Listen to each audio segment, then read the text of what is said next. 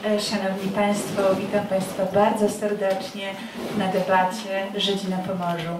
Partnerem dzisiejszego wydarzenia jest Instytut Studiów Plastycznych i Slawistyki Uniwersytetu Gdańskiego, jak również Pan Burmistrz Kartus, który Państwa prosił pozdrowić i przeprosić, że nie mógł być dzisiaj obecny z Państwem, ale bardzo dziękuję za to, że skorzystaliście z Państwa zaproszenia, a przede wszystkim prosił podziękować naszym znamienitym gościom. To jest Pani Profesor Miłosława Bożyszkowska-Szewczyk, Pan Profesor Daniel Kawinowski i Pan Profesor Duszan Paździerski. Szanowni Państwo, witam Państwa bardzo serdecznie. Bardzo przepraszam, że nie będę witała każdego z Państwa z osobna, z imienia i nazwiska, ponieważ nie chciałabym nikogo pominąć, więc bardzo się cieszę, że Państwo z nami jesteście. Temat bardzo ważny, dlatego że uważamy, że Kartuzy, stulecie miasta, które w tym roku obchodzą i cały rok bardzo dużo inicjatyw w mieście się odbywa, to również należałoby powiedzieć o społeczności żydowskiej, która miała ogromny wpływ na losy tutaj tego też miasta, ale też pozostawiła ogromny ślad. I należy się pamięć tej społeczności ogromnej z naszej strony, a być może także upamiętnienie tych miejsc, w których oni żyli i tutaj pracowali, kochali i koegzystowali razem z nami. Szanowni Państwo, przed II wojną światową miasto Kartuzy zamieszkiwało kilka narodowości. Byli to Polacy, Niemcy, Żydzi, Kaszubi.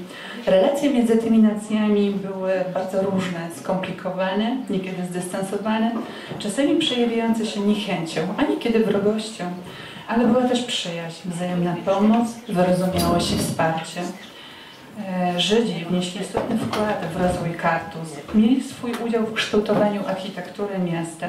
To oni zbudowali północną wieżę Placu Świętego Brunora. Dlatego dzieje tej społeczności stanowią integralną część naszego dziedzictwa. Więc jest również z nami, tylko ja troszkę dopowiem, pan Ryszard Deszkowski, który jest autorem bardzo wielu artykułów na temat Żydów kartuskich i te artykuły były publikowane na łamach Gazety Kartuskiej. Pamięć o Żydach również utrwalał i popularyzował Dariusz Dolatowski. To są ci lokalni historycy, którzy tutaj na naszym polu działają i te artykuły też ukazały się w kartuskich zeszytach muzealnych. W numerze 8, który chcemy też wydać kartuskich zeszytów muzealnych, ukaże się artykuł profesora Duszana Paździerskiego. To są bardziej wątki literackie, ale tam również się pojawi motyw Żyda tułacza.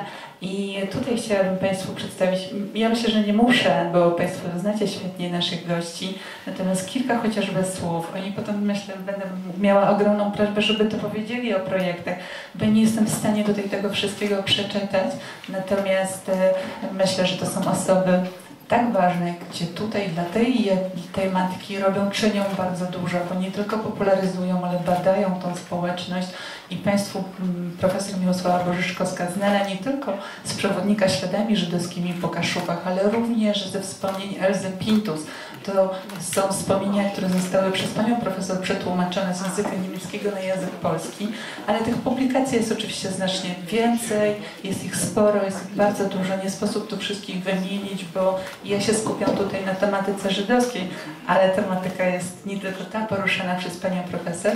No i oprócz tego oczywiście, z czego ja się bardzo cieszę, pani profesor też powiedziała, że wydawane są już 2 kolejne tomy wspomnień Żydów pomorskich. Myślę, że to też jest wspaniała publikacja, która będzie też Państwa na pewno zachęci do tego, żeby ten temat zagłębiać.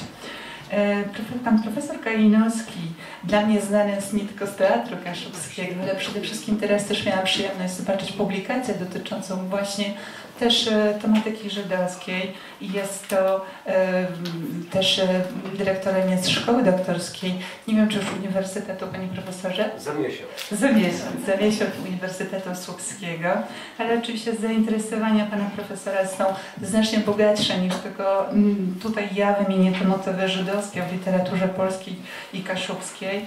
No i oczywiście też ten motyw Żyda, on też się tutaj, motyw Żyda tułacza w tej literaturze pojawiał i będą to oczywiście też, jest autorem wielu publikacji, Raptularza Kaszubskiego, Żydzi polscy i pomorscy, studia o ludziach i literaturze. Wszyscy Państwo zresztą też są członkami Instytutu Kaszubskiego, bardzo ważnej instytucji dla nas Kaszubów, ośrodka naukowego, z którego rzeczywiście promieniuje ta cała działalność kaszubska na całe nasze Kaszuby. No i profesor Duszan Paździarski, z którym też ja mam przyjemność współpracować od ubiegłego roku. Zawiązaliśmy też współpracę w ramach instytucjonalną i marzy nam się tworzenie Festiwalu Kultury Kaszubsko-Pomorskiej, więc my wszystkim bardzo już Państwa prosimy, trzymajcie za nas kciuki, może nam się uda to zrealizować w przyszłym roku. W tym roku aplikowaliśmy i niestety zabrakło paru punktów mojemu wnioskowi, więc niestety dofinansowania nie otrzymał, ale pod kątem formalnym oczywiście był i merytorycznym był poprawny. Więc pan profesor będzie nie tylko tematyka serbska, nie tylko kaszubska, ale także oczywiście ta żydowska jest mu świetnie znana, jest również autorem wielu publikacji, zresztą tak jak wszyscy nasi goście wyśmienici, natomiast oprócz tego jest też członkiem Rady Języka Kaszubskiego. Będzie też moderatorem dzisiejszego spotkania i będzie tą dyskusję dla Państwa też prowadził. Potem będzie możliwość zadawania pytań, a gdzieś tak liczymy, szacujemy, że 19:30 odbędzie się koncert Pawła Nowaka, wirtuoza akordeonu, inicjatora również festiwalu akordeonowego w Słęczynie, także twórcę Muzeum Akordeonu w Kościerzynie, więc będzie wykonywał muzykę klezmerską dla Państwa. Także proszę z nami pozostać. Zresztą zbliża się długi weekend, więc mam nadzieję, że Państwo nie będziecie patrzeć na zegarek i będziecie chcieli spędzić ten wieczór bardzo miło. Mieliśmy też taką zagwozdkę i zastanawialiśmy się nad tym terminem, czy on jest aby dobry, bo jest majówka. Ale pan profesor Kalinowski też do mnie powiedział, a może to jest alternatywa dla tych, którzy zostają w domu. Więc proszę zostać w muzeum. I jeszcze ten dodatek, tylko dodatkowo powiem, że z nami też jest Rafał Nowakowski, który specjalnie przygotował soczewice. I on też chciałby, gdyby Państwo zechcieli, potem kilka słów opowiedzieć o tym daniu. Bardzo dziękuję i już oddaję głos panu profesorowi. Dziękuję bardzo. Mamy jeden mikrofon? Czy dwa? Dobra, tak, to jest tak.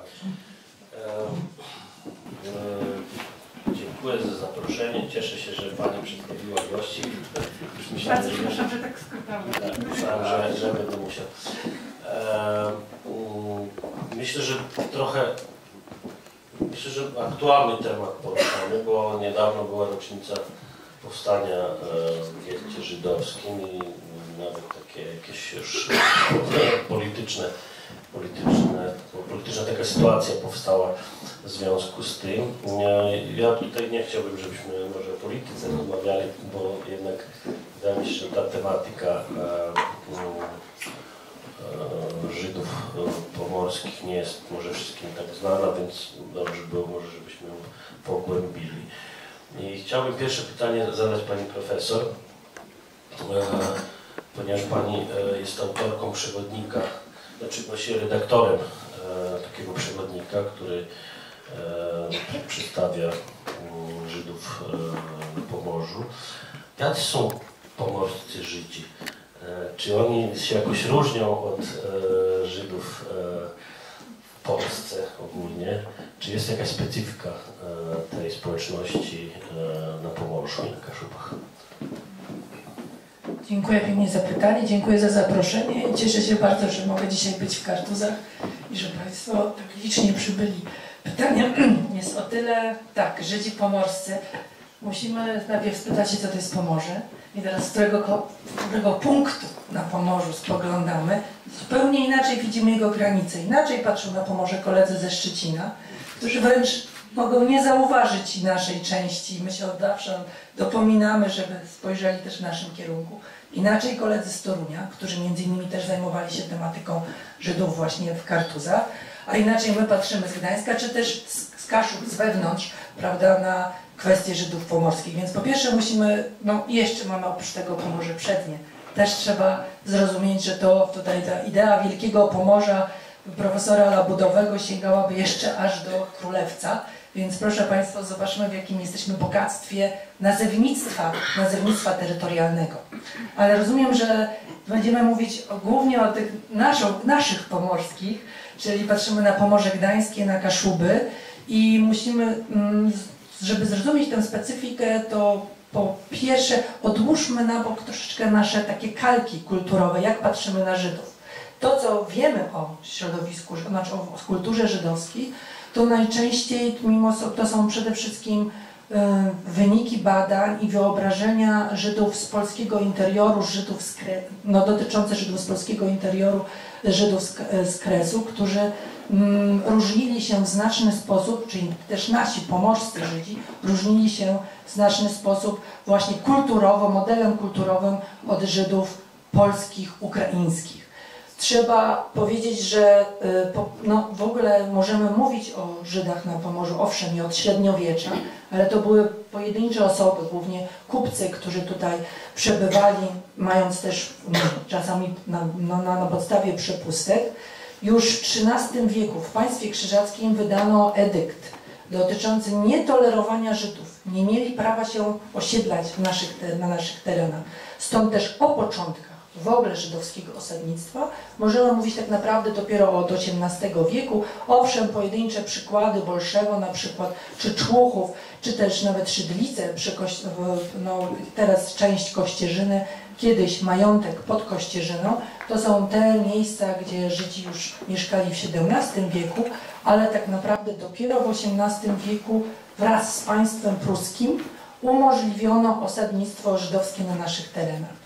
Więc jak spojrzymy w historię naszych miejscowości, to są właśnie dopiero XVIII wiek, czy też nawet początek XIX, więc jest to, można powiedzieć, kilkanaście dekad, 1,5 wieku. To jest ten czas, kiedy Żydzi współkształtowali historię Kaszub i Pomorza w sposób bardzo też jako taka silna mniejszość, nie tyle ilościowo, bo to było około 1% w skali powiatów, a w miejscowościach 5, 10, 20%.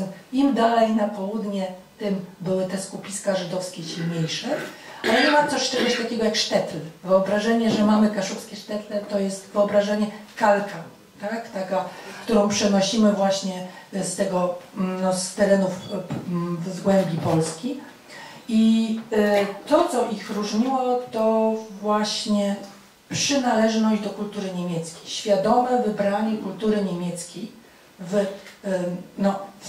właśnie w XVIII-XIX wieku, a związane to było z ich pozycją i właśnie z prawodawstwem w państwie najpierw pruskim, a niemieckim, które stopniowo podczas XIX wieku były zrównane prawa mniejszości żydowskiej z prawami większościowymi. Także tak jak pani dyrektor powiedział o narodowości żydowskiej.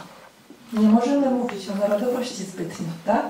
W państwie niemieckim u progu XX wieku, pod koniec XIX wieku Żydzi byli traktowani i też się tak czuli. Czuli się jako Niemcy wyznania mojżeszowego. Stanowili mniejszość religijną.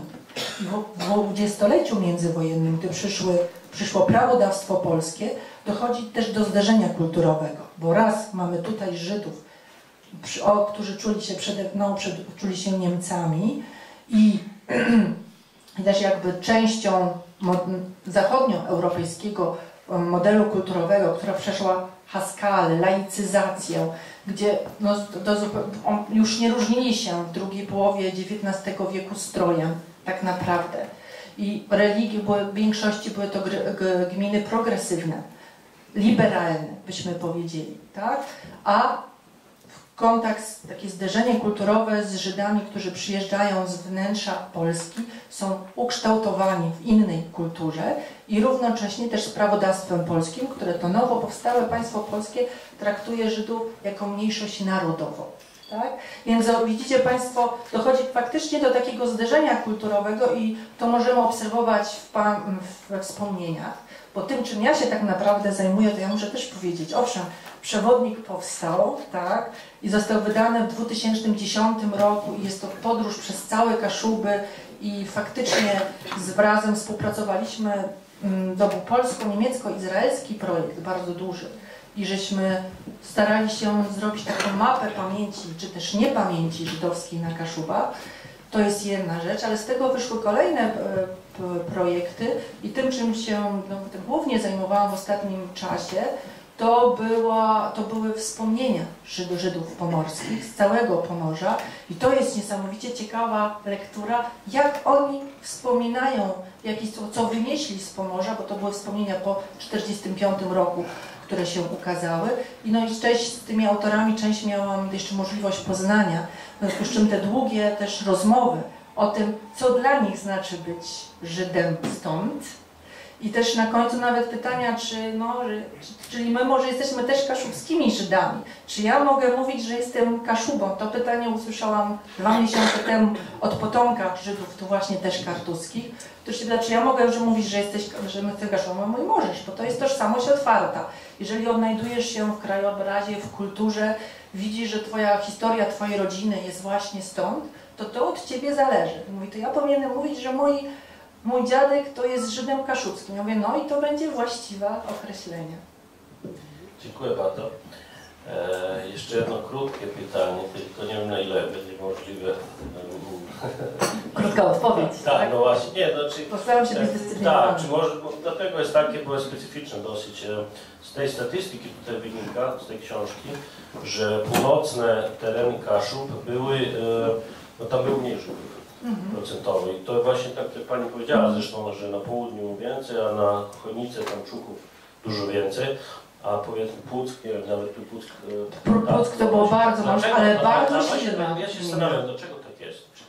Czy można na podstawie tych badań coś powiedzieć na ten temat? Znaczy możemy popatrzeć na migrację, kierunki migracji. To, co naszą Europę jakby charakteryzuje, to jest wzmożona migracja na zachód. I ta migracja następuje od wielu wieków, tak? W związku z czym Żydzi z Kresów bardzo często w drodze na zachód Europy na przykład osiadali na Kaszubach. Tak? Więc czym bliżej Polski, gdzie Żydzi byli o 8 wieków, tak? Istotną częścią społeczeństwa polskiego, istotną również procentowo, w niektórych miejscowościach to było ponad 50%. Musimy sobie z tego zdawać sprawę, że jak jeździmy po miastach Mazowsza, że te miasta to kiedyś było 50% ludności żydowskiej, czy też na przykład na terenach teraz Jura Krakowsko-Częstochowska. Ja bardzo lubię na tamte tereny jeździć i co tam jadę, jak sprawdzamy statystyki 40, 50, 55%, to był taki udział w społeczności żydowskiej. Ja myślę, że my cały czas nie do końca rozumiemy, jak wyglądało społeczeństwo właśnie Rzeczpospolitej przed 1945 roku. Jak było niesamowicie kulturowo zróżnicowane i jak potem mit Polski homogenicznie jednolitej, jak zamieszał nam w naszym wyobrażeniu o świecie, jak oddalił nas od prawdy i od rzeczywistości. Także im bliżej Polski, tym właśnie było coraz więcej Żydów, zwłaszcza też, że zobaczcie Państwo, nam też się wydaje granice, na ile one oddzielają, a na ile łączą. Zawsze przez granicę był ruch. Zawsze były przez granice małżeństwa, zawsze granice były też przepuszczalne. Więc im bliżej granicy, tym zawsze te społeczności były silniejsze. Może od siebie dodam, że tak naprawdę, jeżeli jest tak, jak Pani mówi, ja to w książce też przeczytałem, potwierdzam, że Żydzi czuli się Niemcami, czyli właściwie w pewnym momencie się tak deklarowali. Znaczy w większości, bo to nigdy nie mówimy. Albo prawo tak traktowało. Może właśnie w tych terenach północnych, gdzie tam jednak procentowo też Kaszubów było więcej, to są te tereny północne, Norda, czyli takie mocno procentowo też zasiedlone przez Kaszubów i katolików w większości. Czy może też z tego powodu, tam się nie czuli, może, bo Niemców może też było mniej, nie czuli się... Niemców było sporo w tych miastach też. Także rodzina Czarlińskich na przykład, to piękne nazwisko żydowskie, tak? To łączy Puck i Kartuzy, to co mi w tym momencie też przyszło do głowy. Właścicielami kamienic, większości kamienic na puckim rynku były właśnie rodziny żydowskie, tak? I one cały czas też są w diasporze w kontakcie, bo to co też naszych Żydów wyróżnia, uważam, to tam też silne więzy właśnie w diasporze. A to, co Pani mówiła, że niektórzy z tych Żydów, znaczy ten jeden pytał, czy może być Żydem kaszubskim, bo u Majkowskiego Żyd mówi po polsku, po kaszubsku, przepraszam. To mnie też zastanawiało, czy to jest taka lekka przenośnia, czy naprawdę Żyd mówi po kaszubsku. I Czy to coś takiego, z czymś takim się Pani... W tych wspomnieniach żydowskich ten wątek kaszubski jest różnie podejmowany, tak? Musimy też zwrócić uwagę, często nawet liczy się, w której dekadzie ktoś się urodził, albo na przykład czy na ile rodzina się uratowała i ma również związki z rodziną po wojnie, bo to też jest kolejne zagadnienie. Mam ze sobą jedne z tych wspomnień, które żeśmy wydali, Zaułkami pamięci Franka Meislera, autora pomników Kindertransportów. Jego pradziadek, Louis Boss, ożenił się z kartuzjanką i mieszkali przez kilka lat pod koniec XIX wieku w Kartuzach i był handlarzem koni. Tutaj jest jego portret, bardzo taki, prawda, sugestywny ten portret i znał kaszubski, tak jak pisze jego wnuk. Oprócz tego pojedyncze słowa kaszubskie były częścią języka domowego i też tak widać, że to też zainteresowanie kaszubszczyzną również było bardzo istotne, bo w tej książce jest też cały rozdział właśnie poświęcony Kaszubom. Frank Meisler, jak pierwszy raz przyjechał po wojnie do Polski w 1989 roku, to właśnie udał się też w wycieczkę na Kaszuby i był też w Kartuzach. Również Kartuzy są tutaj miejscem tym wspominanym. I jak również brał udział w naszym projekcie, to również pojechaliśmy w taką sentymentalną podróż i w tych różnych miejscach związanych z jego rodziną byliśmy. Także to jest na przykład taki przykład. Sama Elzę właśnie mówimy Elżbieta czy Elzę, jeżeli mówimy Elzę, to ją egzotyzujemy, a ona wszystkie imiona używała i znała też wszystkie języki naszych Kaszub. A te języki Kaszub to kaszubski, polski, niemiecki, Plattdeutsch. Zobaczcie Państwo, i te wszystkie języki były obecne również w domu Pintusów w Chmielnie, a trzeba tu od razu podkreślić, że jej ojciec, Max Pintus, był współzałożycielem Kaszubskiego Towarzystwa Ludoznawczego w Kartuzach właśnie i skarbnikiem potem przez wiele lat i nie był jedynym Żydem. Kolejnym był również jeden z braci rabowów, znana piekarska rodzina, dynastia kartuska, można powiedzieć do lat 30., do wybuchu II wojny światowej. No to częściowo Pani już zadaje z moją pomocą. Mam nadzieję, że pozostaniemy z niedosytem po tym spotkaniu. Nie, no jeszcze będą pytania na koniec dla wszystkich, ale tutaj tak kierujemy się już, żeby zadać pytanie Panu Profesorowi, bo tutaj Pani mówi, że jeden właśnie Żydów z Chmielna był założycielem... Żyd z Chmielna i drugi z Kartuz. Dwóch było Żydów współzałożycieli Kaszubskiego Towarzystwa Już mamy częściową odpowiedź. Ja chciałem właśnie Pana Profesora zapytać, czy Pan ma informację, jaką rolę w kulturze pomorskiej grają obywatele pochodzenia żydowskiego? Czy to są właśnie takie wybitne postacie, czy to są jednak... chodzi o kulturę. Czy to są jednak Żydzi, którzy się zajmują przede wszystkim biznesem, moglibyśmy tak powiedzieć? Bo podkreślam, że w dwóch najważniejszych dziełach kaszubskich, literatury kaszubskiej, tam Żydzi grają bardzo ważną rolę. Można powiedzieć, że poruszają fabułę. Nieważne jak się, bo tutaj Pan pisał, że jeden pisarz tam się w jeden sposób odnosi do Żydów, drugi w inny sposób, ale jednak są bardzo ważne postacie. Można powiedzieć, od nich wszystko się zaczyna. Więc jak to Pan widzi? Tutaj rzeczywiście trzeba wyjść od tego, co już powiedziała Miłka, iż pewne traktowanie kultury żydowskiej i sam obraz Żydów jest właśnie zależny od historii, jest zależny od dekad. Czy mówimy o wieku XIX, na przykład o połowie XIX wieku, czy mówimy pod koniec XIX, czy mówimy na początku XX, czy w ogóle o latach na przykład 30., czy jeszcze w ogóle to, co dzisiaj się dzieje, czy też po wojnie i dzisiaj. To są różne okresy historyczne i w związku z tym też różne obrazy kultury żydowskiej. Jeżeli mamy sięgać do takich pierwszych jakichś sugestywnych obrazów, no to dla tradycji kaszubskiej Florian Cejnowa. I jak patrzymy na to, gdzie jest figura wprost nazwana z kultury żydowskiej pochodząca, no to jest w dialogach z 1850 roku, gdzie przez moment tylko pojawiają się Żydzi, gdzieś wspomnieni przy okazji opisu Wejherowa i do dziś istniejących wystawień teatralno-religijnych, tak, pasji, gdzie pojawia się taki jakby motyw, no oczywiście niezrozumienia tego, co się ogląda, przedstawiane przez aktorów czy przez konfraterię, gdzie naiwny oglądacz sądzi, że naprawdę ukrzyżują Jezusa Chrystusa, tak? A tłumaczy jeden z bohaterów, że to jest tylko odgrywana pewna historia, która się zdarzyła dawniej. Ale już w tym pierwszym obrazie pojawia się figura jednak naznaczonego, czyli tego, który narodu, nacji, która jest naznaczona no tak strasznym czynem jak umęczenie Zbawiciela. Oczywiście nie podaje się, że ten Zbawiciel także przecież jest z narodu wybranego.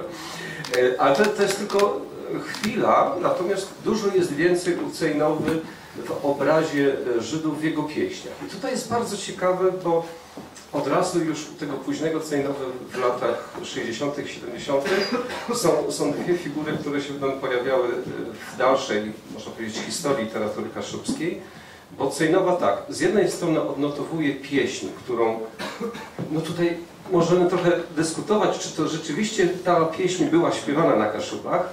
Cejnowa podaje ją w języku kaszubskim, czyli mamy prawo uwierzyć, że ktoś ją śpiewał na Kaszubach. I to jest pieśń o tym, iż Pan, czyli jakiś właściciel ziemski, przystępuje do powstania, a razem z nim do tego powstania przystępuje Żyd. I fakt, że żydowski jakiś współpracownik, czy nie wiem, dzierżawca na przykład terenów przez tego pana, że oni razem występują przeciwko zaborcom, bo prawdopodobnie chodzi tutaj o zaborcę i chyba w tym momencie będzie chodziło o zabór pruski, no bo jaki tutaj był, no to świadczy o tym, że była wspólnota interesów.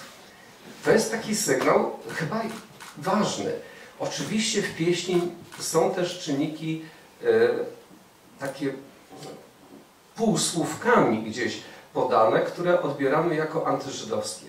Mówię antyżydowskie, a nie antysemickie. Antyżydowskie, bo ta figura tego nawet z imienia nieznanego, ale Żyda, który chce przystąpić z Panem do tej walki, no, mówi się o tym, że on jest na przykład nieszczery albo był leniwy, ale teraz, jak już staje wraz z Panem przeciwko temu pewnie zaborcy, to już staje się szlachetny. Więc to jest prawdopodobnie jakiś odzew jeszcze z czasów Berka Joselewicza, tej figury, która się pojawiła przecież pod koniec XVIII wieku, kiedy Rzeczpospolita upadła i oto część oddziałów żydowskich została skonstruowana, stworzona dzięki Kościuszce też potem. Więc ten odblask, czy ten sygnał patriotycznego zaangażowania Żydów także i tutaj się zjawił. Tak?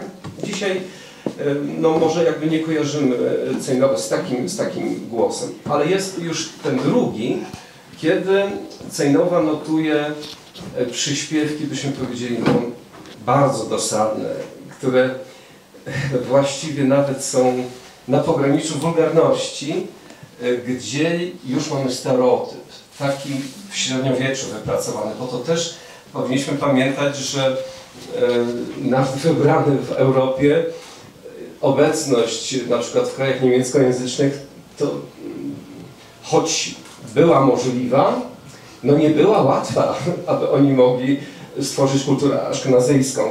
Bo pamiętamy z historii, że jednak byli bardziej na zachodzie, jeszcze bardziej na terenach dzisiejszej Hiszpanii. Więc to, że oto tutaj się tworzą w tych przestrzeniach niemieckojęzycznych, powodowało, że mogli zbudować jakieś zęby kultury, mogli swoją tożsamość utrzymać, ale jednocześnie byli od razu naznaczeni. Już w średniowieczu tworzono getta, bo niekiedy się wydaje, z doświadczenia głównie polskiego, że getta to są, no nie wiem, wymysł XIX wieku albo specyfika XIX wieku. No nie, getta powstawały właśnie w średniowieczu. To książęta, możnowładcy tworzyli prawo, gdzie mówili, ta nacja może w tej części miasta mieszkać, a ta nacja w tej. To był zaczątek tego, co nazywamy dzisiaj gettem.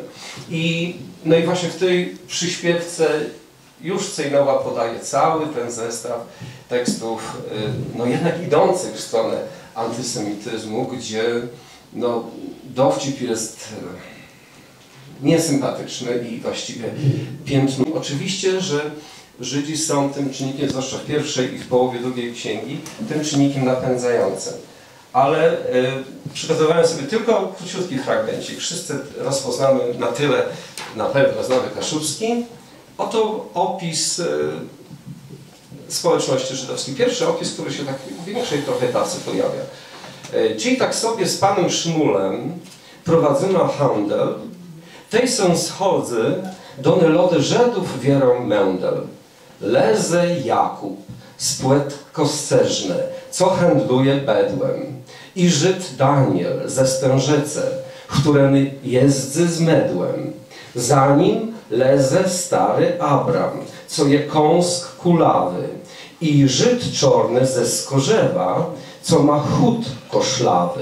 Wchodzę Zyskan, też z Kalesza, co patrzy ukosem, i Elijosz ze Szymbarku z bardzo długim nosem. Zjowio są też Żedek Lajzer, co szynkuje wodką, i Żyd zwany czarowniciem z oną szadą brudką. Dali wchodzy cechy Bartek z brus pod chonicami, i Żyd Mitin ze wse wielo z czarnymi slepiami. Wielką, wito czapnik, wejta nam furmana, chce ta jechać do Conowa, zgodsta tego pana. Wejle braco, pan czorlińści, szlachcic akuratny, ten to mest do furmanienio, jeno człowiek zdatny. Więc zobaczcie, jaki duży, jaka paleta Żydów z różnych części Kaszub, no ale jednak słyszymy, że każdy z nich nie jest pozytywnie przedstawiony. Jest z jakąś drwiną, jest z jakąś łatką i to jest sytuacja XIX wieku. 1880 wychodzi poemat, więc Dębowski przedstawia tę figurę. Jedna będzie pozytywna. Bartek spod Chojnic, ale aby został przez Kaszubów zaakceptowany, musi się ochrzcić. Taka jest jakby ostatnia scena, kiedy ginie Bartek w jeziorze Gardno. Jak pamiętamy z tradycji kaszubskiej, ponieważ święty Otton pozwalał na takie przejście z kultów przedchrześcijańskich, czy też z pogaństwa na chrześcijaństwo, no to nie używał nawet specjalnej wody, tylko mówił, że jezioro jest święte, nadał takie znamię świętości jezioru i teraz każdy, kto wszedł do jeziora, to był już chrześcijaninem. Więc jak zginął, lud się załamał i nasz Bartek zginął w tej wodzie, to narrator poematu powiedział: o, teraz Żyd Bartek jest naszym Żydem. Naszym. To jest właśnie ten sygnał swojskości. Inność, tak. Inność, która została przemieniona w swojskość, ale warunkiem jest tutaj chrzest, akurat w przypadku Dębowskiego, więc no, czy Żyd może być chrześcijaninem? No nie może być. Więc to jest kłopot teologiczny i kulturowy. Dziękuję.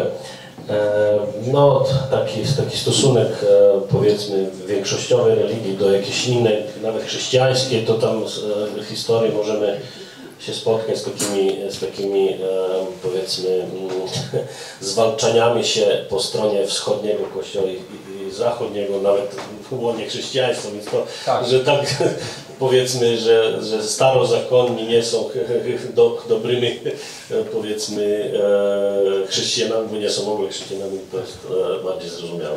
Ale Ewangelicy to są chrześcijanie już? Tak? Nie dla każdego katolika ewangelik jest dobrym chrześcijaninem. No tak, no to jest to samo, Ale Pan w tym rozdziale Jedno życie, Kaszubski portret Żydów, główne kierunki techniki. Ja tam czytałem ten rozdział, to w większości właśnie Pan przedstawia te postawy antyżydowskie, no i antysemickie, o których Pan mówił. Chociaż dla Cejnowy byśmy mogli taki, może powiedzieć, go jakoś tam jednak usprawiedliwić, tak mi się wydaje, bo on, wydaje mi się, że jest obiektywnym, próbuje być obiektywnym naukowcem, więc przedstawia wszystkie postawy, tak jak Sychta. Nie wstydzi się tych złych, no bo one zwyczajnie istnieją u Kaszubów, więc ich prezentuje. To nie są jego słowa, tylko on ich cytuje.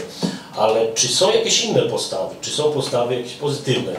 Czy możemy ich spotkać w literaturze kaszubskiej? Ja tylko dokończę, bo oczywiście nie chcę zdominować tutaj. Nie, to jest drugie pytanie dla Pana. A, no to dobrze, to jestem spokojny. To tylko oczywiście popatrzmy dalej, czyli kolejne pokolenie piszących po kaszubsku i Aleksander Majkowski. I to już jest pokolenie ludzi bardzo dobrze wykształconych. Hieronimowi Derdowskiemu nie dane to było z różnych powodów, może też i osobowościowych jego.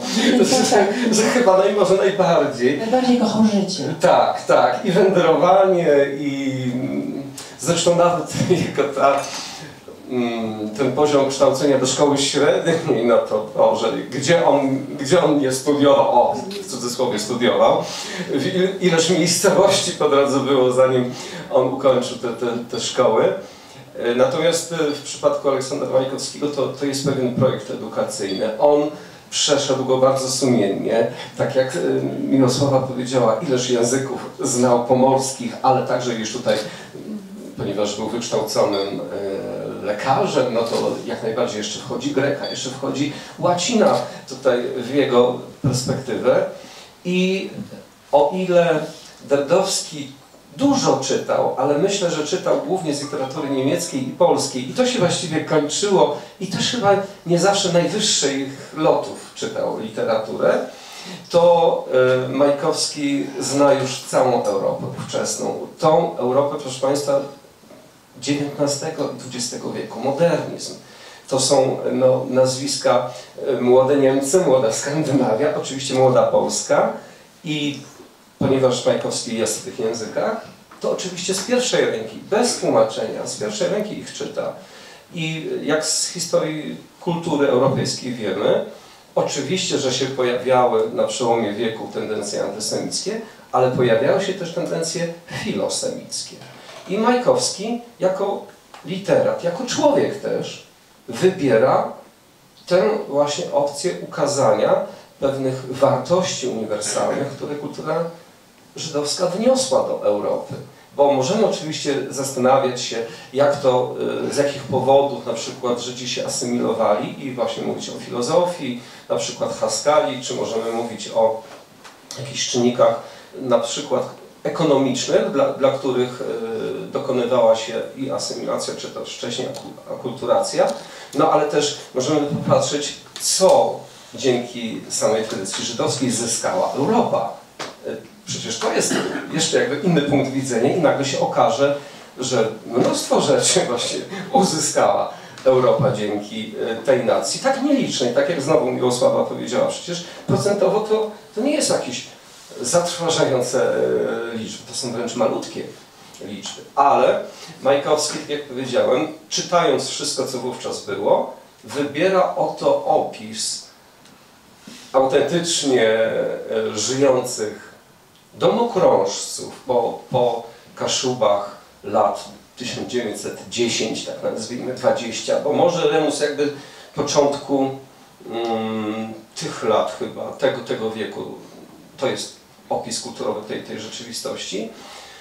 I oto zanim Remus stanie się rycerzem słońca, zanim będzie odpowiedzialnym człowiekiem, dbającym o swoją tożsamość, zanim przeistoczy się ze zwykłego chłopca, zagubionego, niewierzącego, kto jak mówi, co widzi, co rozumie, to zyskał tą wiedzę dzięki Żydowi Gabie. Żyd Gaba dostarcza mu książki, mówi: zobacz, mam dla ciebie zadanie. Jesteś parobkiem, tak? Jesteś przypisany do ziemi, ale ja ci daję słowo, ja ci daję książkę. Dzisiaj dla nas książka jest czymś oczywistym, ale jeżeli wrócimy do tych lat, które opisuje Majkowski w tej księdze, w tej części Remusa gdzie jest młodziutki Remus, to nie było to powszechne czytanie, pisanie. Remus, takiego znamy, nie istniał bez Gaby, bez Nie Żyda. istniał. I to musimy zdawać sobie sprawę, że tu mamy splot, prawda? Tak. O tym Bardzo właśnie ważny mówiłem, że to czynnik. jest ten impuls Tak. dla dzieła. Generalnie dla widocznie twórcy dzieła, bo dla niego to też jest w pewnym sensie ważne, że może dlatego, że to jest właśnie inna narodowość, że to jest coś z zewnątrz, co to. Bo mamy też te inne, mamy Arumana, mamy czyli inną kulturę, która dla Kaszubów staje się czymś ważnym. No tutaj ten wpływ. Ale dla Pani by... Też jeśli można, nie jestem pewna, czy możemy mówić narodowość. Nie? Czy to słowo narodowość od razu po prostu nie popychamy naszej rozmowy na takie falsze, na nasze fałszywe trochę tory, nie? Inna kultura. Może Pani nie? zaproponuje jakąś... Kultura. Czyli, Kultura. ale jak mówimy o osobie, czyli osoba należąca do innej kultury, taki skomplikowany twór. No, Ale nie, to jest bardzo bo ważne, że rzeczywiście Miłka to mówi, bo słowo nacja, naród, to od razu troszeczkę jakby w inną stronę prowadzi dyskurs, a też znowu dwie figury, Majkowski i Derdowski, Żydów. Jeżeli opisuje zbiorowość żydowską, Derdowski, i opisuje, jak Żyd ma się zachować wobec symboli chrześcijańskich. I w ogóle to są delikatne rzeczy, jakże ważliwe, że jesteśmy ludźmi religijnymi, to wiemy, jak symbole religijne, że to jest jedna z najistotniejszych rzeczy. Jeżeli ktoś coś złego powie, to przecież się obrażamy, uważamy na przykład za obrazę uczuć religijnych, nie? Więc jakby czujemy. Więc straszne na przykład, w jakimś sensie straszne, są obrazy, kiedy w panu Czorlińszczym Batem Czorlińszczy zmusza Żydów do oddania szacunku Bożej Męce. Batem, proszę Państwa. Czujemy, Boże, jakie to jest, jaka to jest opresja. A kiedy popatrzymy na opis Gaby w Remusie, jak się domownicy zachowują wobec faktu, że Gaba o to mówi, że ja nie będę z wami jadł z tego samego zestawu naczyń, że ja mam swoje. Tam nie ma wyśmiewania się, tam nie ma powiedzenia, czy ty źle wierzysz, czy coś takiego, tylko jest zaciekawienie. O, to my jemy z miski takiej, a on wyciąga cenową, tak? Dlaczego? To jakby pytanie jest dlaczego. I to jest zaciekawienie, to nie jest obcinanie, że jesteś gorszy, tylko to jest pewien czynnik fascynacji, a więc właśnie nie narodowość, a religia. Właśnie narodowość zawsze wyklucza, nie? Kultura, to jest właśnie kultura. Dobrze, to musimy uważać wtedy, jak się wybierze. Ale do Pani podobne pytanie, czyli bo Pani z innego punktu ten problem bada, czy te postawy, powiedzmy, Żydów, którzy opisują historię swoją i rodziny i przodków na Kaszubach, czy oni odczuwają te takie postawy antysemickie, antyżydowskie, czy może jakieś inne, czy neutralne? Mamy bardzo ciekawy dokument, jakim są wspomnienia Elżbiety Pintus, tak? Mamy również Franka Meislera, mamy 20 kilka pozycji, którymi zajmowałam się i ostatecznie powstała ta książka w języku niemieckim cały czas, ale każda z nich to jest mikrokosmos indywidualny, tak? I to jest bardzo istotne. Jeżeli Elze Pintus pisze o relacjach etnicznych i kulturowych na Kaszubach, dla mnie najważniejszy jest człowiek. Ona mówi, czasami Niemcy zachowali się tak, ale ten Niemiec zachował się tak, ten mi pomógł. Kaszubi zachowali się tak, Polacy tak. I dla mnie najważniejszy jest człowiek. Więc to też jest, musimy też może przyjrzeć się troszeczkę samemu tekstowi wspomnień, prawda? Kto pisze wspomnienia? To jest osoba, która często jest obdarzona taką wysoką autorefleksją, która sobie przemyślała sprawę, często jeszcze spojrzy gdzieś dalej, doczyta kontekst. Ktoś, kto chce więcej wiedzieć i chce się podzielić tą refleksją i swoją własną historię umiejscowić w jakimś też kontekście, prawda? Więc to też są na pewno takie szczególne postacie tych autorów. Ja mam tu fragment, tak? Ksiądz Józef Tischner, który przyjeżdżał na Kaszuby, mówił, że o pluralizmie spojrzeń, że o sobie dowiemy się dużo też z oczu innego człowieka, tak? I tutaj właśnie jest fragment ze wspomnień Franka Meislera, którego takimi najbliższymi przyjaciółmi byli Kaszubi w Gdańsku.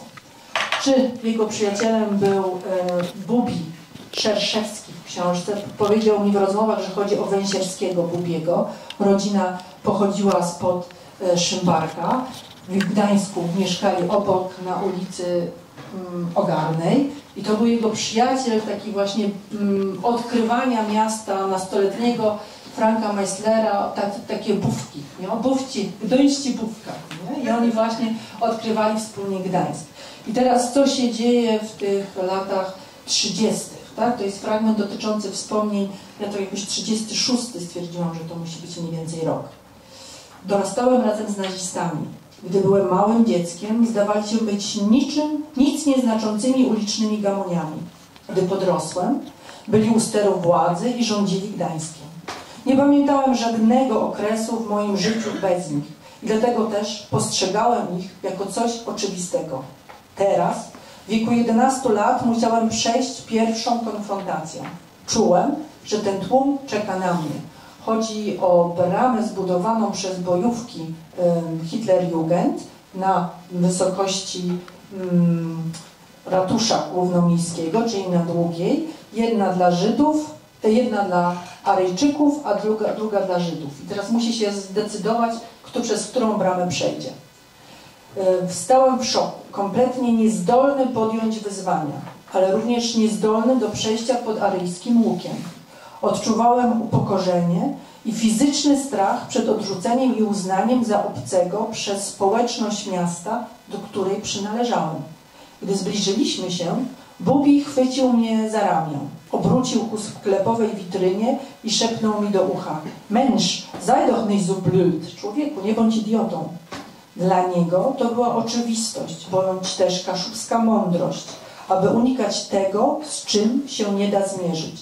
Poprowadził mnie z powrotem, skąd właśnie przyszliśmy, mijając po drodze Toskaniego, włoską lodziarnię, zatrzymał się i kupił nam duże lody, wyjątkowo płacąc za nas obu. Wspomnienie tego dnia zapadło mi w pamięć. Osiedlenie się w Izraelu było dla mnie przejściem przez ten łuk. Widzą Państwo raz to doświadczenie chłopca, który czuł się po prostu gdańszczaninem przede wszystkim i częścią tej społeczności większościowej i musi nagle zdecydować się, kim on jest w tym miejscu. Zagrożenie, bo te bojówki nie stały tak żeby patrzeć, kto przechodzi, tylko żeby od razu dać łupnia. I jednocześnie pokazuje tego Bubiego, który uczy go mimikry, uczy go, jak przetrwać w opresyjnej sytuacji jako mniejszość. Więc obok tej wspólnoty interesów, o której mówiłeś, myślę, że jeszcze musimy mówić o wspólnocie doświadczenia bycia częścią mniejszości, czy też o wspólnocie właśnie tego losu, tak? Losu mniejszości. To samo dotyczy przyjaciółki najbliższej w polskim gimnazjum, bo w tym momencie, gdy dzieci żydowskie zostały wyrzucone z publicznych szkół w Wolnym Mieście Gdańsku, Frank Meisler, rodzice posłali go do polskiego gimnazjum i tam jedyną jego najbliższą przyjaciółką była znowu Ewa, również z kaszubskiej rodziny. Razem mogli mówić po niemiecku, tak, ze sobą. W szkole nie można było mówić po niemiecku, po kaszubsku też nie. I razem też byli inni w tej społeczności, tym razem polskiej, również już zainfekowanych polskim nacjonalizmem też. Więc zobaczcie Państwo też ta wspólnota doświadczeń, jak przetrwać, prawda, gdy ta dominująca kultura staje się kulturą opresyjną, która jeszcze niedawno nie była dominująca dla Żyda, bo był częścią społeczności niemieckiej, podczas gdy Kaszuba był obywatelem drugiej kategorii, więc te doświadczenie mógł się tym razem podzielić właśnie tymi taktykami przetrwania w opresyjnej większości. Dziękuję. Jeszcze przedostatnie pytanie i jeszcze potem jedno będzie, żebyśmy mogli zdążyć w czasie. Tak. I potem ewentualnie pytania, jeszcze zostanie czas na pytania z publiczności. To jest pytanie, znaczy też mam fragment do przeczytania, niejako łączący obu tutaj obu gości. To jest z pani przewodnika, ale jest, znaczy pani przewodnika, który pani redagowała, ale napisana przez pana Michała Szulca. Taki rozdział, który brzmi Obraz Żyda w kulturze kaszubskiej. I ciekawy bardzo fragment dla mnie. Poprosiłbym o komentarz pana profesora. Z kolei Żyd wieczny tułacz, pomimo że był w stanie oszukać samego diabła, nie znajduje miejsca ani w niebie, ani w piekle. I dlatego też zmuszony jest tułać się po świecie. Co ważne w tym przypadku, nie jest on ani dobry, nie idzie do nieba, ani zły, nie idzie do piekła. Jest po prostu Żydem.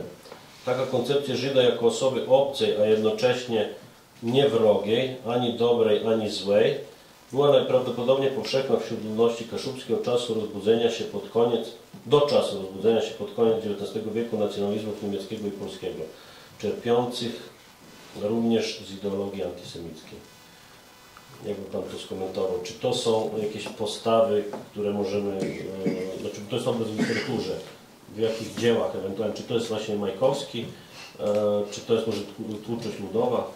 No właśnie figura Żyda wiecznego tułacza, no są książki nawet o tym właśnie.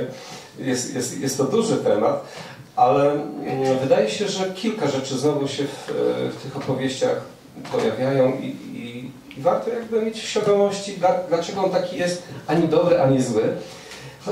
Chociaż to zależy w jakim języku i w jakim kręgu i znowu w jakim roku jest wydana legenda, bo chodzi o legendę.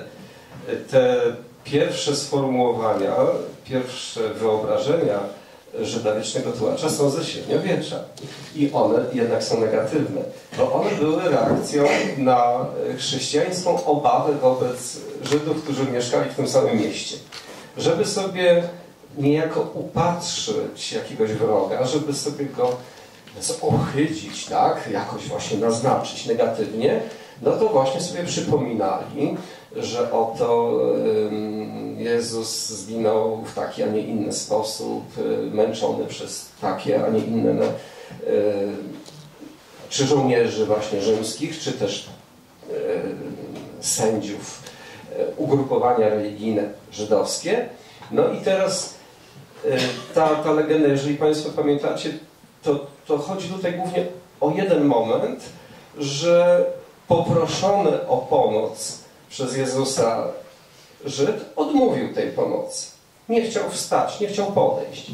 Więc niejako w takiej odpowiedzi Jezus do niego powiedział, no to jeżeli teraz nie chcesz podejść, no to będziesz tak długo chodził, aż w ogóle bez końca będziesz chodził, będziesz cierpiał przez to, że oto tej pomocy mnie nie udzieliłeś, Tobie nie będą jej udzielać i Twoim na wieczność właśnie będziesz musiał podążać i nie będziesz mógł nigdzie zagrzać swojego miejsca, osadzić się, żyć.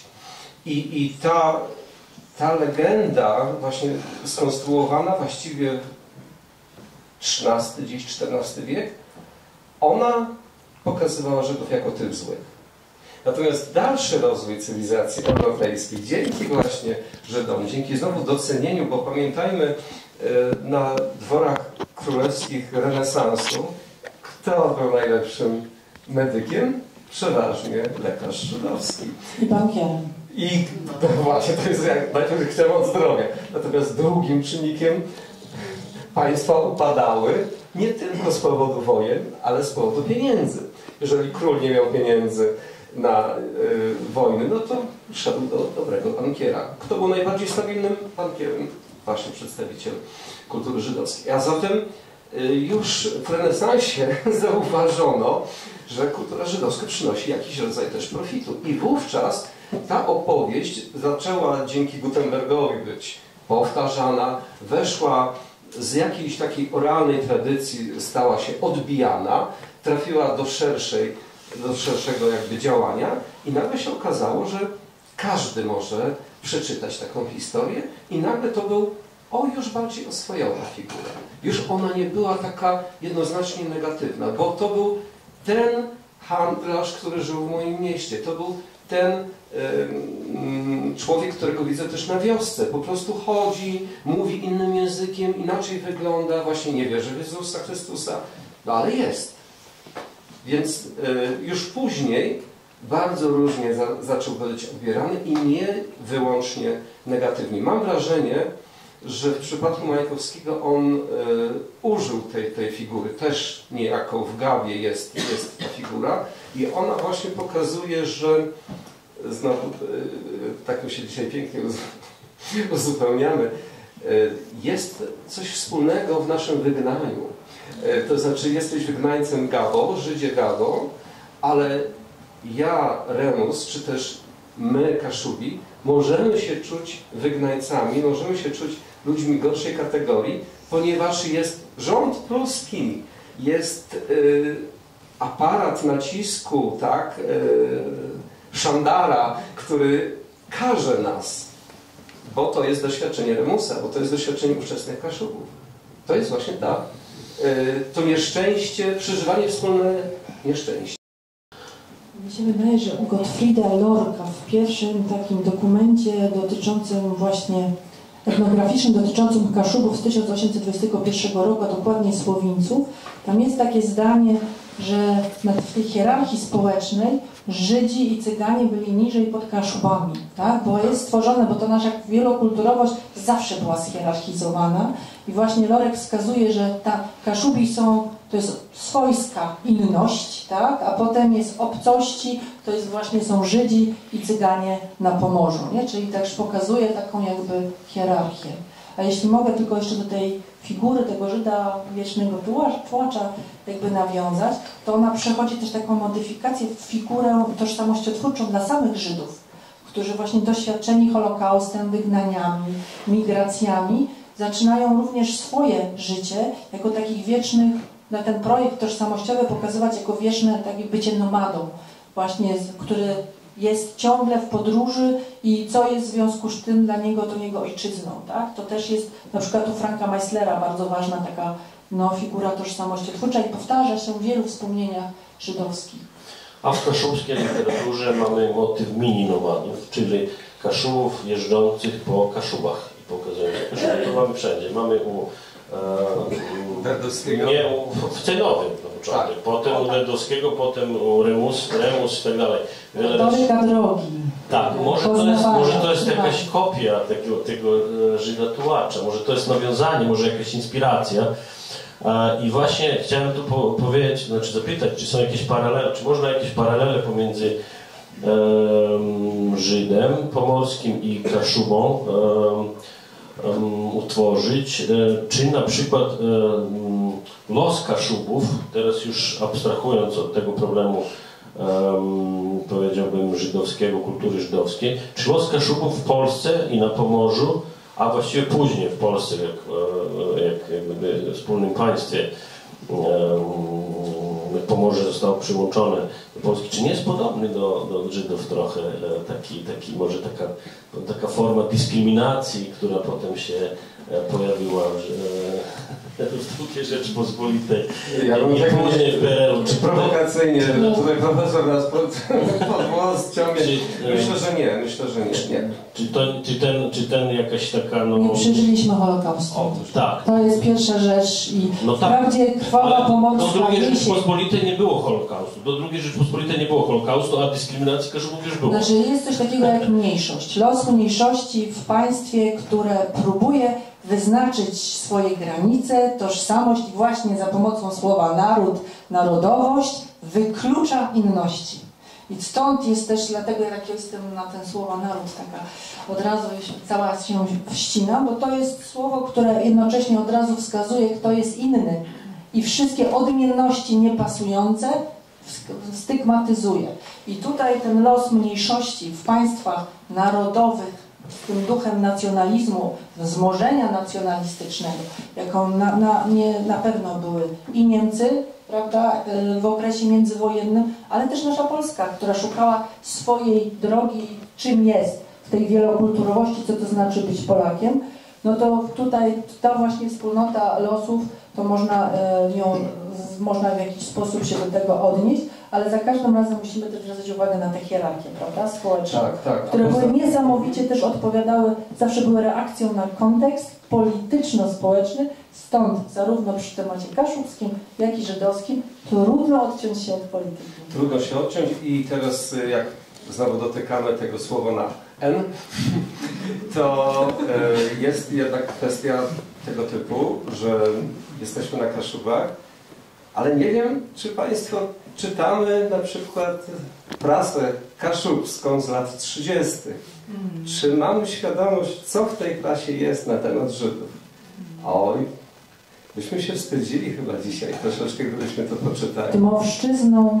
Proszę Państwa, jeżeli bierzemy dzisiaj, niekiedy budujemy pewien etos kultury kaszubskiej, na przykład mówiąc, że szlachetność, walkę w środowisku z Rzeszy Kaszubskiej, tak? Czasopisma dzisiaj nam się wydaje bardzo ważnego. A kiedy poczytamy z Rzesz Kaszubską, znajdziemy wycieczki antysemickie.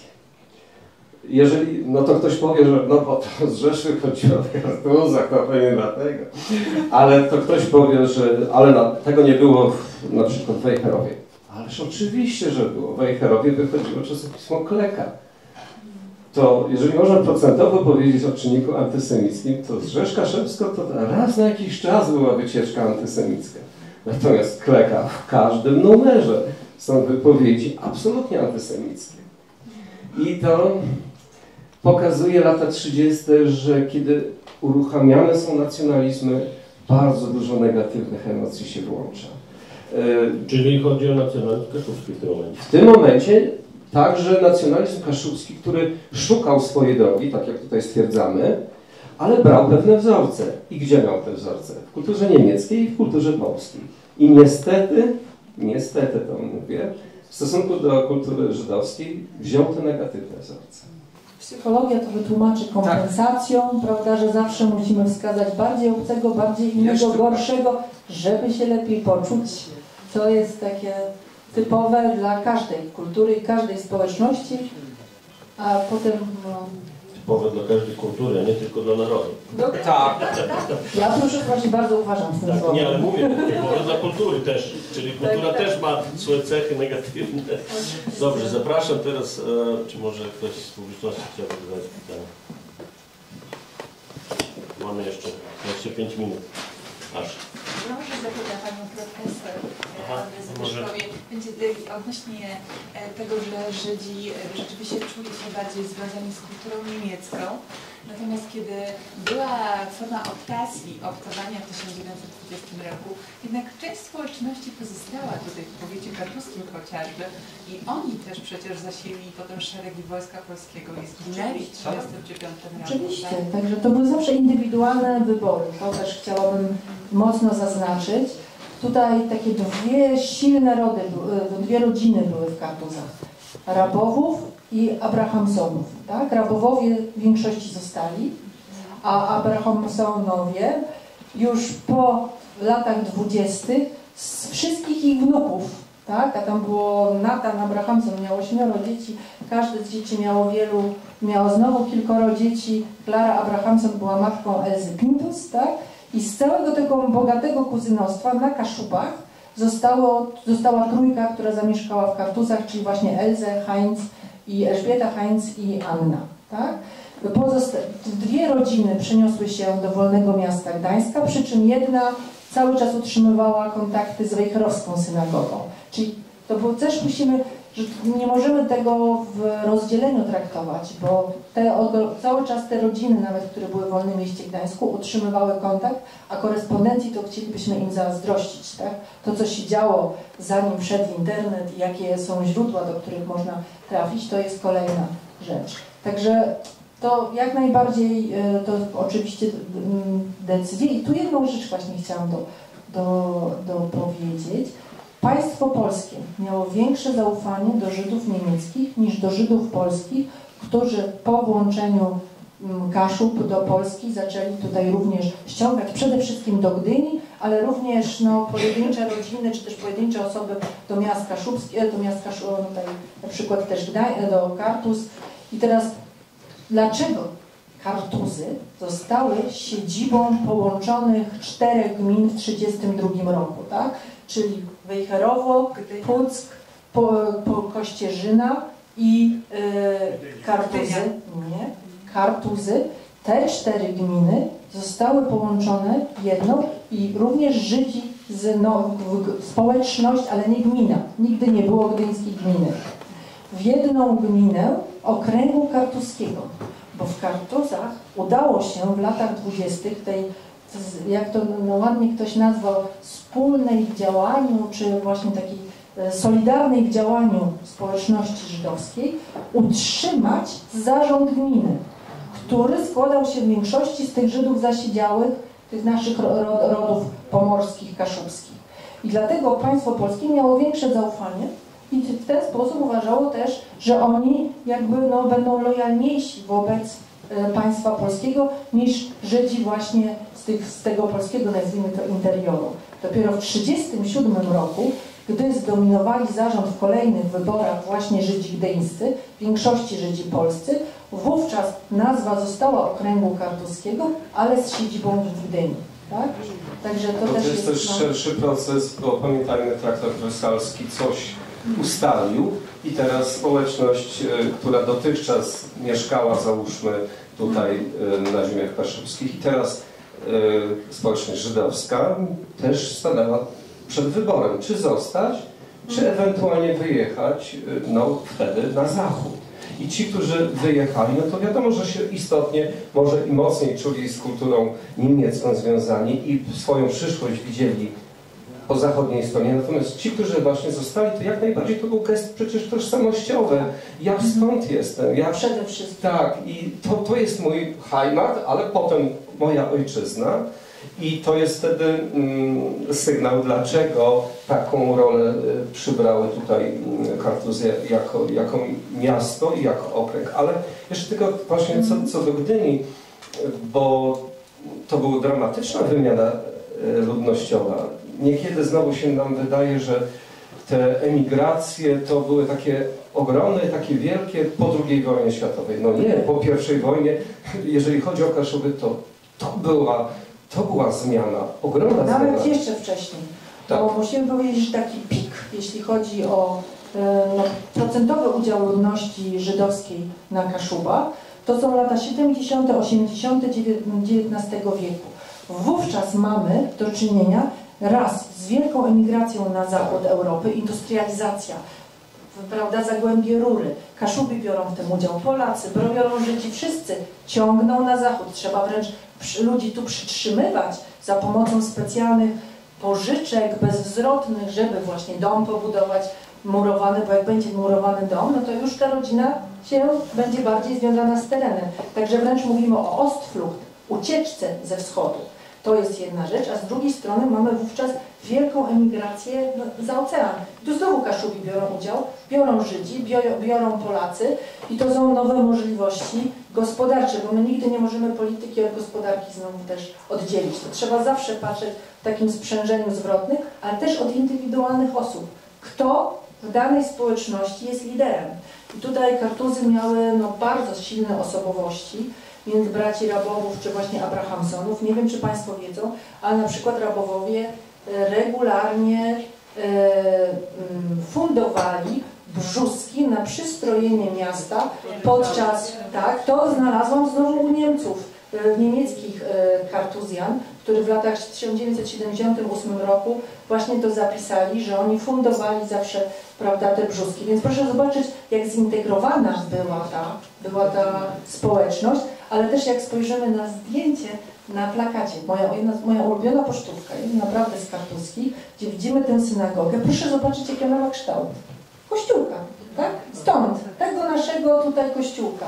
Czyli to też widać, jak ta społeczność po prostu była stąd. Nie miała tendencji, żeby poprzez architekturę na przykład podkreślać egzotykę, tak? Właśnie jakiś tam styl maurytański na przykład. A jeszcze tylko co do tej skali, bo mówimy, że to obecność Żydów na Kaszubach to jest 1%, 2%, tak? A w latach 30., zwłaszcza połowie, mamy zjawisko Żydów wschodnich, którzy pojawiają się właśnie u nas, tak, tutaj w tym pasie kaszubskim. I jak popatrzymy sobie na ilość taką procentową, tak, obecność Żydów na przykład w Gdyni, to tutaj byśmy byli zaskoczeni, bo to jest już 15%. Więc to nie jest 1 czy 2, tylko 15. I jak nie było na przykład w historii Pomorza Kaszubskiego czasopisma żydowskiego po polsku, jest takie czasopismo z lat 30. Przegląd Zachodni, które opisuje, można powiedzieć, interesy, życie codzienne Żydów od Pucka przez Wejherowo, Kościerzynne, Kartuzę do Wielkopolski. Bo to jest pismo, jak winieta informuje, Żydów Pomorza i Wielkopolski.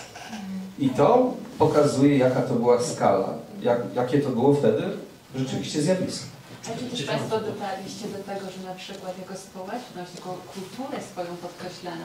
Czy były na przykład koncerty muzyki żydowskiej? No tak, wszystko, bogate życie, bogate życie.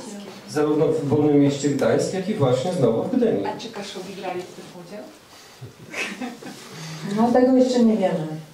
Trzeba znowu popatrzeć, na pewno we wspomnieniach też przeczytać je pod tym kątem, bo nam, jak czytamy pod jakimś kątem, to nam dużo rzeczy też umyka, nie? Więc to jest następne,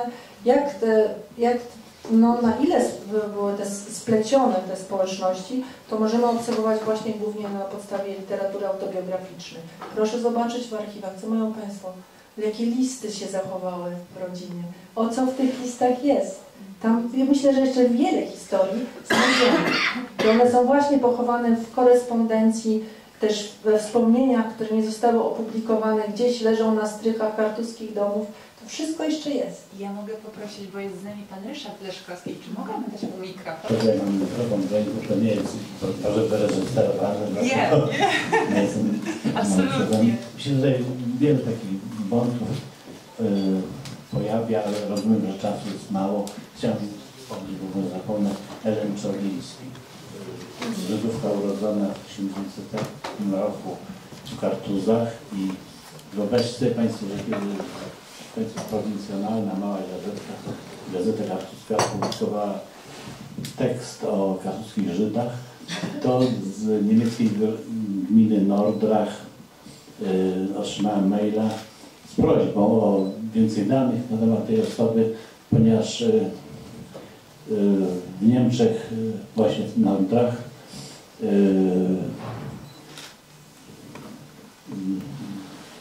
żydowska postać z rodziny Rothschildów ufundowała sanatorium gruzicze i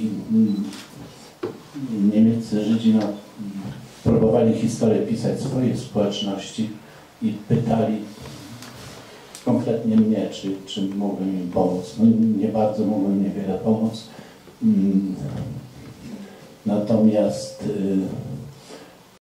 była taka tragiczna, smutna, dramatyczna, że to sanatorium przeciwgruźnicze w całości opiekunów z pacjentami wywieziono do Oświęcimia. I tak się historia czasem dzieje, że tak skromny badacz, jakim pewnie wyraz się określam, napotyka. Natomiast to, o czym pani dyrektor mówiła, rzeczywiście na kartuskim, na razie tak to powiem, kartuskim strychu zakurzonym kuferek jest, a w kuferku 6 listów, które pisał Żyd kartuski Jakub Goldberg, który został, bo tam w aktach osobowych jest tak, że jego rodzina została przez Niemców, w aktach osobowych pisze, że wyjechali. To siłne, że to było, nie trzeba być specjalnie błyskotliwym ani inteligentnym, żeby zauważyć, że to chodzi o deportację zwyczajnie. Bo że tak w tym roku. W 1939.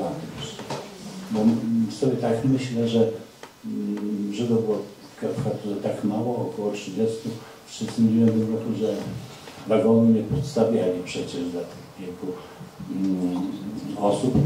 Różne rodziny w różnych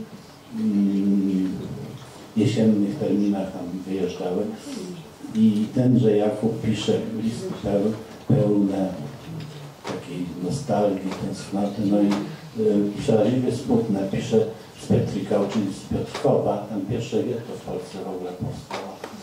Pisze o tym, o Niemcach ani słowa, wiadomo, wymogi cenzury i inne. Pisze o tym, że schudł 30 kg to po roku pobytu. Ale a propos tych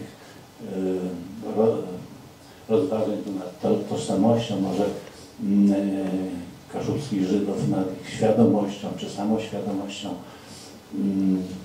Tenże Jakub był młodzieńcem 20-letnim, ale zdumiewa mnie to, jak bardzo poprawnie, bardziej niż poprawnie formuje myśli w listach, a także jest taki moment, że on używa dwóch słów, dwa zapamiętamy, że w tej chwili trzeciego używa dwóch kaszubskich słów, bukse i stryfle. On w ten sposób pokrywał prawdopodobnie zmieszanie, że prosił kolegę z Kartus, Polaka, prosił o paczkę, o jakieś odzienie, bo mówi, że ubranie, które pewnie pamiętasz, to już mi całkiem zniszczone jest. No więc kolejna historia i tak jak pani profesor mówiła, wiele jeszcze tych kuferków pewnie gdzieś tam stoi, gdzie można znaleźć. Ja bym troszeczkę to bukse sztryfle inaczej rozumiała. Ja bym właśnie rozumiała jako tą tożsamość regionalną, która jest zaznaczona za pomocą tych słów kaszubskich. Więc ja bym to pozytywnie rozumiała, że zwracał się do kolegi pewnie kaszubskiego Polaka, tak? Zwracał się słowami, które używali też na co dzień po to, żeby też pokazać tą wspólnotę, tak? Wspólnotę kulturową zaznaczyć. Więc ja w ten sposób bym raczej... No tak, rozumiem, że pozytywnie. Tak, pozytywnie, jak najbardziej pozytywnie. Tak, więc to ta historia, już rozumiem, czasu nie ma. Natomiast inne grafiki, które mi się tam otworzyły, pomału zdążyły zamknąć, bo zapomniałem. To może Panie Ryszardzie za chwilę. Czy ktoś może jeszcze z Państwa? Nazywam się Szczęsny.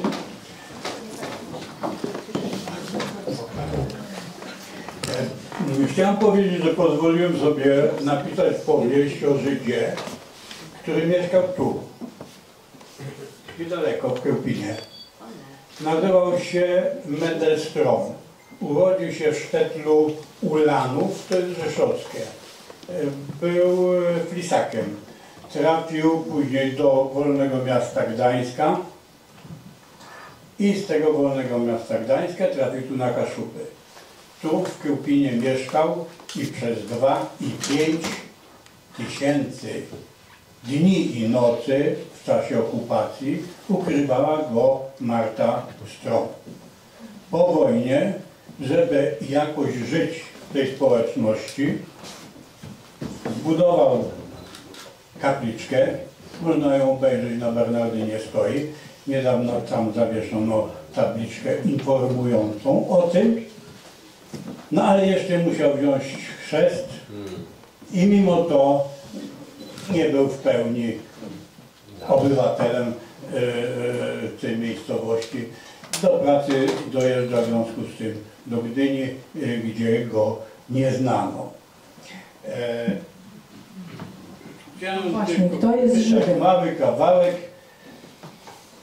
Profesor Borzyszkowski o tej książce napisał: zakazana miłość odkrywa przed czytelnikiem nieznaną dotąd nawet historykom specyficzną, wręcz bohaterską formę cywilnego oporu i poświęcenia w życiu codziennym.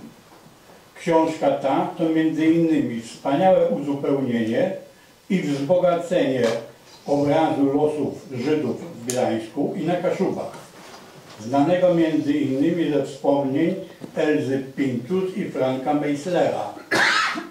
To pomnik słowa dla codziennego bohaterstwa kobiety i miłości pokonującej wszelkie przeciwieństwa. Kto chętny, to polecam przeczytać. Dziękuję bardzo. Jeszcze też dodam, że Pan Franciszek wystąpił w filmie. To był projekt Żadnego Prawa nie złamałam.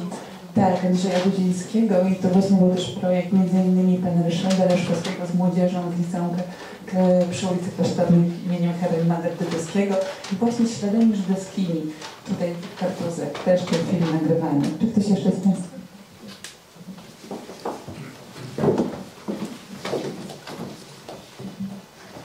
Dzień dobry, nazywam się Stelcer, jestem narodowości kaszubskiej, obywatel Polski.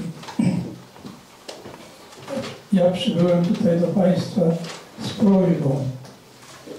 Przepraszam za to, że odbiegam od tematu, ale bardzo mnie to męczy mnie ta moja prośba, bo kilka lat się z tym uporać nie mogę. Może najpierw powiem, że trener, szef tego muzeum to kuzyn mojej matki. Mam papiery na to, mam geograficzne trener. Ja osobiście przybyłem do Państwa tutaj po to. Przepraszam za to, że zajmuję głos. Każdy ma prawo, bardzo proszę. Cieszymy się. Tak. Ja robię swoje drzewo genealogiczne i jestem koło roku 1680 i straciłem wątek, nie mogę dalej pociągnąć wstecz.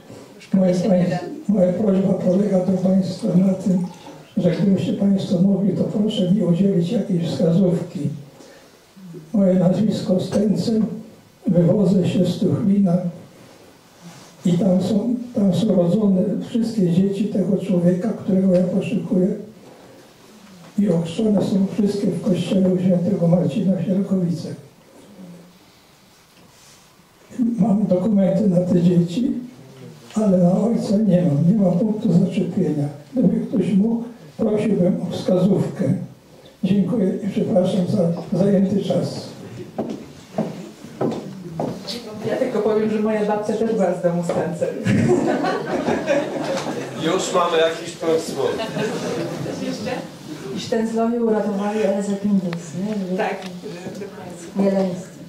Czy to jest jakoś policzone i które są synagogami czynnymi? To jest pierwsze pytanie, a drugie mam do wszystkich Państwa profesorów.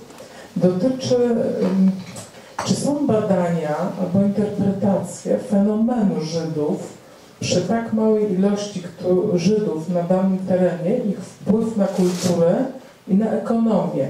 To chociaż to, co Pani Profesor mówiła, w Pucku prawie wszystkie kamienice należały do Żydów, a procent był bardzo znikomy. I wiemy to, obserwujemy to na terenie całej Polski. Moje pytanie jest takie właśnie, czy są badania i interpretacje, skąd jest ten fenomen? No oczywiście, że są. No przecież zobaczcie Państwo, mnóstwo. Mówiliśmy o szacunku do słowa, do książki. Mówiliśmy do migracji, która uczy Żydów, że to, co można ze sobą podczas ucieczki wynieść, to przede wszystkim co? Wiedza i kontakty. Czyli to, że się żyje w jakiejś społeczności, nawiązuje się przez całe życie kontakty. Jeżeli dzisiaj mówimy o sieciowaniu, tak, to Żydzi sieciowali się już bardzo świadomie dużo wcześniej. Oni nie muszą tego odkrywać. Tak również szlachta.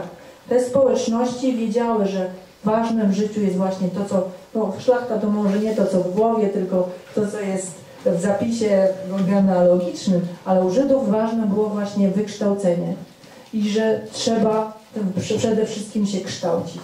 No i to jest niesamowity fenomen. Dlaczego to była następna rzecz? Dlaczego? Właśnie byli taką zamożną grupą w porównaniu z innymi grupami. Zaczęłam mówić troszeczkę o tych reformach pruskich. Te reformy pruskie z jednej strony doprowadziły do tego właśnie poczucia przynależności, do tej akulturacji, asymilacji z Niemcami i ta symbioza, zobaczcie Państwo, jak Żydzi zapłacili za tą symbiozę w Holokauście, jakie to było złudne wyobrażenie i tylko była na jakiś okres historyczny, ale w tym w generalnym dekrecie dotyczącym Żydów z roku 1750 w państwie pruskim Żydzi zostali podzieleni na grupy.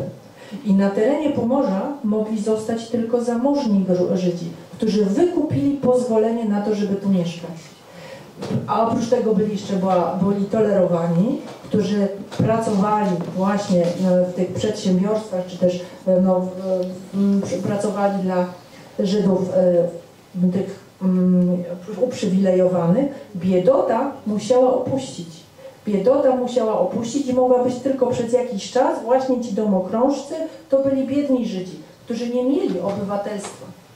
W związku z czym to w sposób naturalny też doprowadziło do tego, że te społeczności w porównaniu z innymi były zamożniejsze, bo musiały wykupić prawo do tego, żeby zostać w miastach pomorskich. Kolejna rzecz, ta Haskala, o której żeśmy mówili, to żydowskie oświecenie. Jej celem było wyprowadzenie Żydów z izolacji społecznej i również do tego, żeby udziałem ich było właśnie życie też społeczności większościowej. Związane to było znowu z wykształceniem, z naciskiem na wykształcenie i z naciskiem na zawody, które w społeczeństwie są akceptowalne niezależnie od politycznego zawirowania. Lekarze, inżynierzy, naukowcy, tak? W związku z czym, czyli ta mocna klasa średnia. I w ten sposób, jeżeli ktoś chciał być w rodzinie żydowskiej poetą, pisarzem, to wchodził od razu w konflikt z rodziną. Możesz być, ale najpierw skończ medycynę. Co zresztą, zobaczcie, też kaszubska inteligencja przyjęła, bo Majkowski idzie dokładnie tym samym projektem tożsamościowym. Tak? Też o seminarium. Dokładnie. Seminarium nie przyjęło, tak, bycie rabinem. Ma Pani rację, tak, można też również w ten sposób robić. Czyli te twarde zawody społecznie akceptowane, na to był nacisk w rodzinach, podczas gdy Kaszubi się dopiero budzili, tak? Jakby to jest inna też ścieżka. Ale nie wiem, czy Państwo znają, i Ty przywołujesz, my tu przywołujemy jedno z przysłów kaszubskich, w biedze leży płemerze. Tak? O co chodziło, że w sklepach żydowskich można było dostać na kredyt. Tak? Też umiejętność życia z ludźmi. Możemy to jako przebiegłość, chytrość tłumaczyć, ale to też jest umiejętność budowania długich relacji.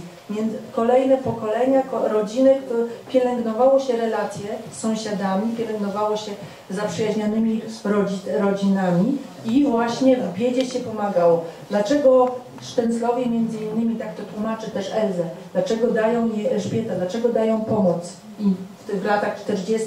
dlaczego ukrywają? Bo ponieważ wcześniej, jak oni stracili, byli w złej sytuacji finansowej, po prostu Pintusowie jako sąsiedzi pomogli im, więc oddacie, jak kiedyś będziecie mogli patrzeć. Taka pielęgnowanie relacji międzysąsiedzkich, stąd też takie rozczarowanie wobec sąsiadów, którzy w tym momencie próby wykorzystują to, że oni są, prawda, na pozycji pod człowieka.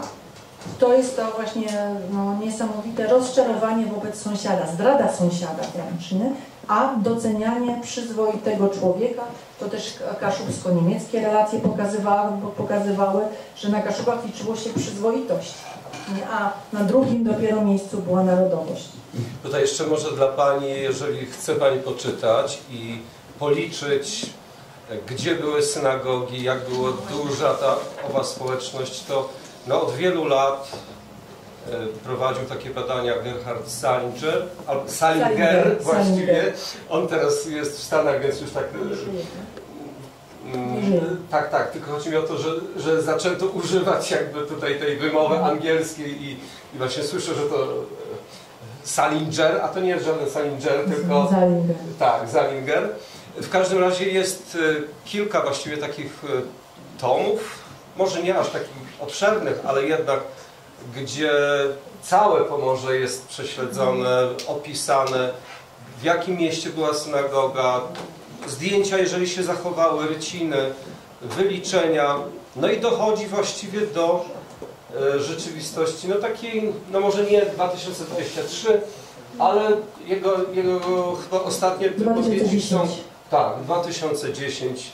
Ale wirtualny sztetl. Mamy wirtualny sztetl internetowo, bo prace Salingera są trudno dostępne, też są drogie, gdyby ktoś chciał sobie kupić, ale wirtualny sztetl... I są w języku niemieckim. A na początek jest mapa w przewodniku. Pani profesor, gdzie są zaznaczone synagogi. Jedyna czynna na można zacząć od to jest Wrzeszcz. też jedyna, która się zachowała i czynna synagoga na Kaszubach, a jednocześnie gmina gdańska żydowska nie ma korzeni w naszym regionie, w związku z czym nie są takim bezpośrednim spadkobiercą tej tradycji pomorskich Żydów, tylko właśnie jest to społeczność, która ma głównie kresowe korzenie, tak? I z głębi polskiego interioru. Dziękuję bardzo za wyczerpującą odpowiedź. A teraz jeszcze dla Pana, żebyśmy nie pominęli. Po pierwsze, my nie jesteśmy historykami, my jesteśmy literaturoznawcami, tak? W związku z czym nie siedzimy aż tak głęboko w archiwach. Ja tylko powiem, że trzeba będzie zrobić spotkanie z heraldykami. Dokładnie. Tak, Instytut Kaszubski prowadzi regularnie też takie spotkania, wydał 2 czy 3 tomy już, właśnie też wskazówek, jak prowadzić nasze korzenie, badania genealogiczne na Kaszubach, więc proszę do tego zajrzeć, to będzie ważna rzecz, bo tam jest dużo też wskazówek, ale ja nie sięgałam, ale wiem od znajomych, którzy siedzą w genealogiach, Mormoni mają projekt spisania wszystkich i zebrania wszystkich możliwych akt, które są na świecie, bo wierzą, że tylko ci, którzy są zapisani, zostały pomysłowo pisane, ci dostąpią życia w niebie. I ta baza jest dostępna, są 2 miejsca w Polsce, we Wrocławiu i w Warszawie, gdzie można mieć dostęp do tych właśnie też dokumentów. Też na portalu Fabrice'ach. Tam nie... W dużej części. I również Pomorskie Towarzystwo Genealogiczne. Na pewno ktoś pomoże. Biblioteka Wojewódzka w Gdańsku organizuje spotkania z genealogiem. Można zapisać się, jest podany w internecie, jeżeli Pan wejdzie na stronę biblioteki, to są spotkania wyznaczone i można się umówić na konsultacje i genealodzy pomagają, pokazują, jakie są narzędzia, dzięki którym można znaleźć po prostu przodków swoich i jakieś ważne dokumenty z przeszłości też można. No to również Pomorskie Towarzystwo Genealogiczne spotyka się raz na miesiąc w Sopocie, więc to bardzo silny ruch na całym świecie. Warto było zapytać, bo razem tyle informacji jest. Nie wiem, czy mam oficjalnie zamknąć dyskusję? Chyba myślę, Panie Profesorze, że tak. Dobrze, to dziękuję bardzo za... Dziękujemy za prowadzenie.